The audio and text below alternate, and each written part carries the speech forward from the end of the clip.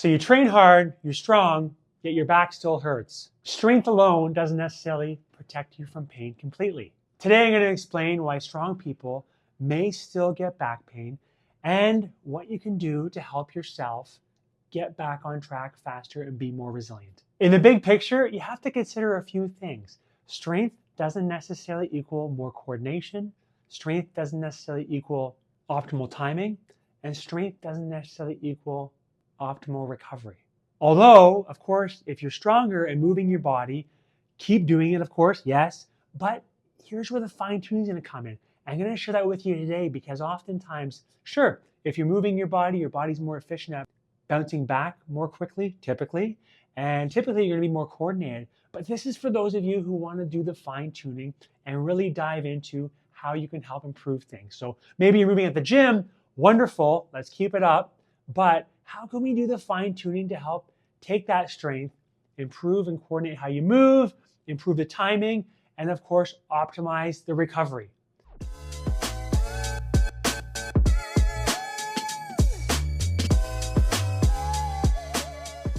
Hi, I'm Dr. Matt Bradbury, family corrective chiropractor, and here we are in Georgetown, Ontario, Canada.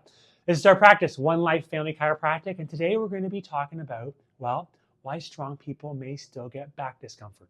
And of course, if you're just tuning in, I love having you. I love sharing the message and interacting with you. So don't forget, take a moment, make sure you subscribe and like so we can interact some more. So reason number one, poor load sharing. And we're going to get right to it today because maybe your quads are really strong, maybe your low back's really strong, but your glutes simply aren't keeping up with the program. So I want to teach you some exercises to help cue those right now so that you can improve the timing. And I want to lessen the likelihood of you necessarily getting those flare-ups. So the first thing I want to share with you is simple hip hinges just like this. And you'll notice my feet are just a little outside my hip width. And what I'm doing is teaching myself to shift my buttocks back and then squeeze my glutes to come up. Now you'll notice I'm doing this under load. I can use a kettlebell or a set of dumbbells, hold on to one dumbbell if I want to. But what I'm doing is I'm going to work in that 10 to 12 rep range. And all I'm doing is focusing on keeping my shoulders halfway back, engaged, shifting my buttocks back, and then coming up and squeezing my glutes. So again, at least 2 to 3 sets, great way to help with the warm-up and a great way to help cue your glutes to work with your low back and your lower body if you're trying to make yourself more resilient. And of course, you've been training, but you're looking for those simple exercises that help cue your glutes a little bit better. These ones, working in the 10 to 15 rep range per side, coordinating your core with your hip and your low back. This is a great one. I love this in my warm-up. Of course, you can do it with some resistance, just like this band. And if it's too much, do it without resistance to start. But really, you want to notice how your core, your oblique muscles, cue up with your low back, your lateral hip muscles, your glute med, to help coordinate the show so that you're actually firing your glutes and you're not just creating, well, stronger set of quads and a stronger low back and missing those glutes altogether, which are going to help support and share that load. And really, that's going to help with reason number one, when the load isn't shared properly. And reason number two, fatigue changes the movement pattern. You get fatigued, and guess what? Well, maybe your glutes start to shut down later in the workout and your low back takes over. Or after those long days at the desk, your low back is just fatigued from all that sitting. And you want to go do what you love. Maybe you want to go play your favorite sport, do your favorite activity with your kids, or you want to go to the gym. And guess what? Your low back is taking over too much. You're not firing those glutes as well as you could. And just fatigue has set in over the day. So it's really important that we work on bringing up your capacity so you can handle more, be more resilient, and do more, which I think better warm-ups can be really useful.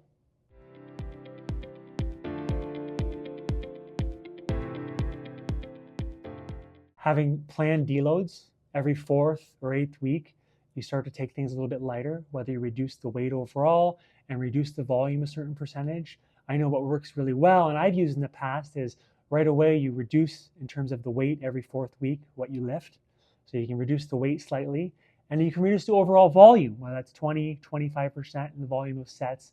So every 4th week, your nervous system and your body gets a little bit of a break. You still know you're going to go move and do something and sweat and stimulate your muscles, but you don't have to push it as hard as you normally would, giving you that deload and that reset. Some days when you're doing more, maybe you go into the gym and you only do 20, 30 minutes of something.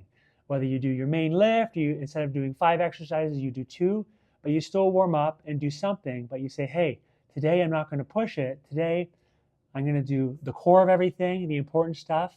For instance, for me, I would do the main barbell lift of the day and maybe 1 accessory movement. And instead of doing 2 to 3 accessory movements, cut it short, get back to where I need to be, whether that's at the office or with my kids, to keep them going and just keep up with life. So you notice you're still maintaining consistency and showing up, but you're not stopping altogether, which is critical. And reason number 3, nervous system overload. You may just have so much on the go between how hard you're pushing yourself with your sport or your fitness, your workout, and your work. And guess what? Things start to get potentially stiffer. Your nervous system, well, doesn't get into that parasympathetic tone at all. You are constantly stuck in fight or flight, and you don't come out and put the brake pedals on ever, which is going to affect your recovery as well. Muscles may stay guarded, muscles may be more tight, and you may just be stiff altogether, and your mobility, well, it's not that great or it's gone down, and you're not moving as well as you could. So what's the fix for that? Well, you could simply make an intention to walk more and really focus on getting outside, because a lot of times you spend so much time inside, it's important to actually get your outdoor and your sunlight time to help your body function at its best too. And of course, the breathing part. I think the breathing is just critical, because if you start to change your breath and become more of a chest breather, guess what? Things get tighter. You start to put the gas pedal down more on your nervous system. Things get more heightened awareness. So what you can do on your own right now is just focus on breathing out longer than in. My simple technique is just you breathing out for 4 seconds and breathing in for 2, and repeating that 10 times. So you have a 1-minute meditation. You can do some breath work and go from there. And of course, you can do some soft tissue work. Keep it really simple. What I would do is you can work on, well, your upper back, your quads, and just really some of those areas like your quads may get stiffer and tight throughout the day. And I would focus on the breath work. And one key thing, especially when you work on the larger muscle groups like the quads, is you can actually have a bigger impact potentially when you're working down lower where the muscle starts to become the tendon. So you'll notice I'm working around my knee area. Of course, it may feel good to roll out the muscle belly all the way along, but what I'll do is actually work where you got that myotendinous junction. And typically, you may have a bigger effect on just relaxing the tissues and opening up. So quads would be great. Of course, you can work on your glutes just like this.